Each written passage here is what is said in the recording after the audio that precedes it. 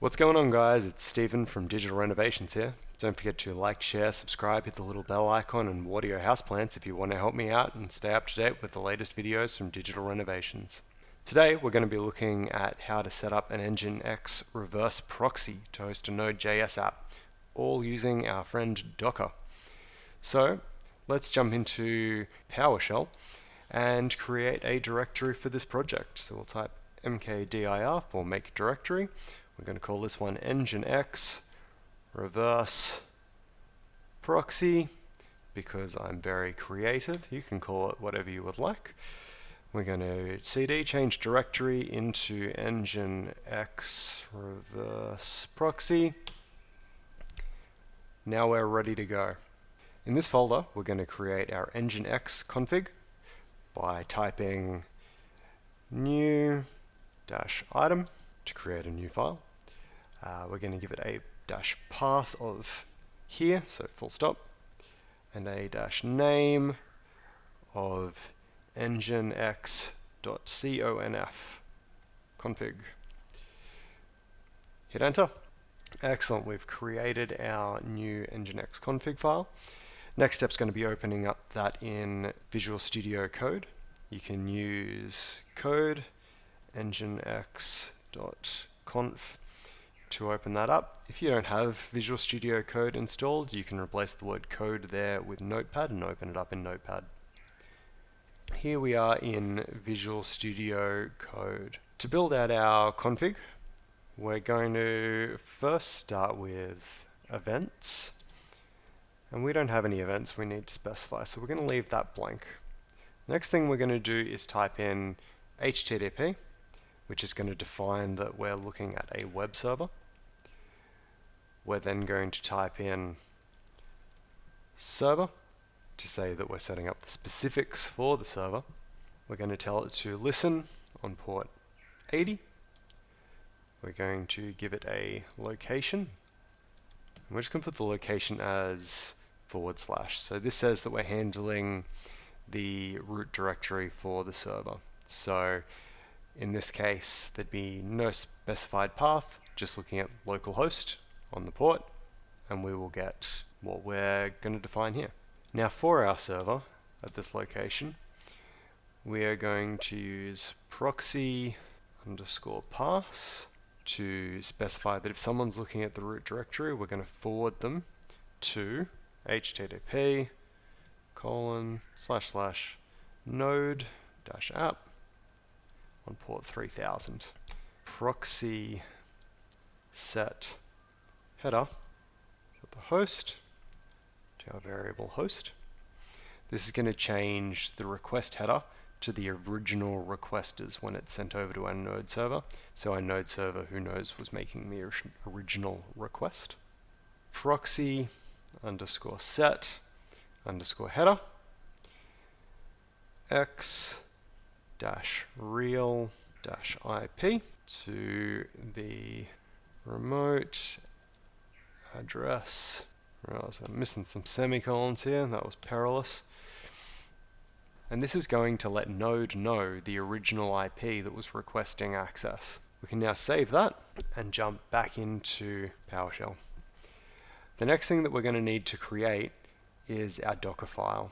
So we're going to create another new-item with a path of here and a name of Docker file. Hit enter. Going to jump into the Docker file as we did before with code Docker file.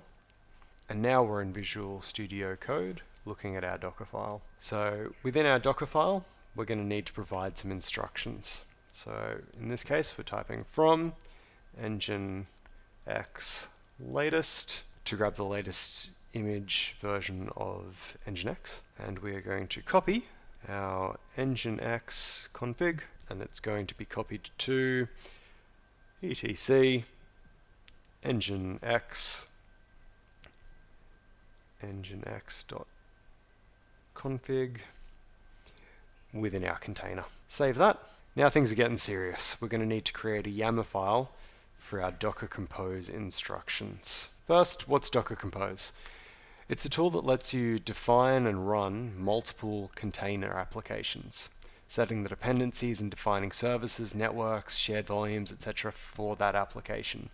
So if you want to run multiple containers together, like for a microservices architecture, this is a great way to run them all together. Now back in PowerShell, we are going to create another new item with the path of here and a name of docker-compose.yml YAML. Now once again, code docker compose.yml to open it up in Visual Studio Code. Now we are going to type services to define what services we're going to be setting up. We are going to say that we are setting up ngin-x because this is what our reverse proxy is going to be built off. We are going to specify build full stop to let Compose know that we want to use the Docker file that we made earlier in this directory. We want to specify our ports 8080:80 to map our host machine's port 8080 to port 80 on our Nginx container. So when we hit localhost 8080, we're going to trigger that listen for port 80 in the instructions in our Nginx config. We are going to set depends_on. This lets us set anything that our Nginx service is going to rely on. So for us, that will be node-app. So now we need to specify what our node app is. Node-app. Within that, we are going to specify what image to use. The image we're going to be using is node latest. We're going to provide that container a command of node-e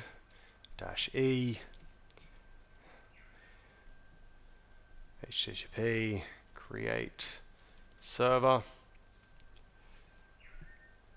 Give it a request and response. And the response will be node says hello world, and we will be listening on port 3000. Alright, we're going to give it ports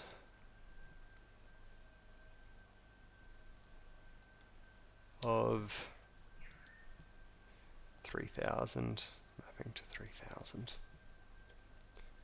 So that's going to expose the ports on our server so that the listener can be accessed. The node command above just creates the server that we're going to be accessing when we use our reverse proxy. We'll do some more videos on node at a later stage. So save that, and we are going to jump back in to our PowerShell, and let's see if this works. So we'll type docker-compose. So it looks at our instructions file. We can use up.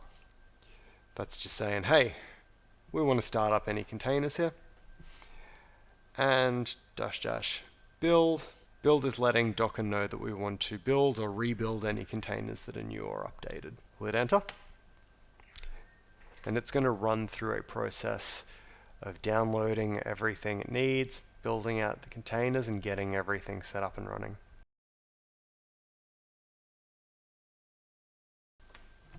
Alright, now if we jump into our browser, we're going to type localhost 8080.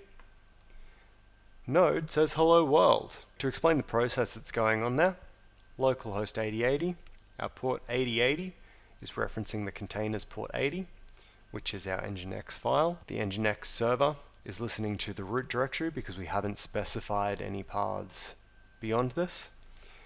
And it knows that that requires to be sent to the node app on port 3000. Easy as that. You've now got multiple containers working together. You've got a reverse proxy set up pointing to your node app. Don't forget to like, share and subscribe if you found this helpful, and if you want more content like this. Also, don't forget about watering your houseplants. Till next time, catch you later.